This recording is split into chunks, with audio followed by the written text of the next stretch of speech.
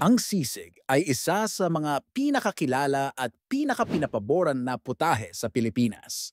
Subalit, alam niyo ba ang tunay na pinagmulan nito?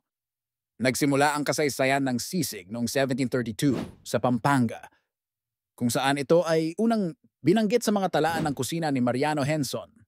Ang salitang sisig ay nagmula sa legayon na tumutukoy sa pag-aasin at pagbuburo ng prutas at gulay, isang karaniwang gawaing kulinarya noon. Sa paglipas ng panahon, naging popular na gamitin ang ulo ng baboy para sa putaheng ito. Kinilalang inventor ng modernong sisig si Aling Lusing Cunanan ng Angeles City noong 1974 na nagdagdag ng bagong twist sa kanyang lutuin: pagpapakulo, pag-ihaw at pag-chop sa inihaw na parte ng baboy. Dagdag pa rito ang sangkap tulad ng sibuyas sa sili at kalamansi na nagbigay rito ng kakaibang lutong at asim.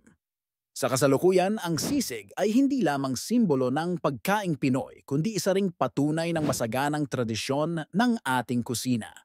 Sa bawat kagat, nadarama ang sinaunang pamamaraan at modernong inobasyon na patunay sa di mabilang na kwento ng ating lahi.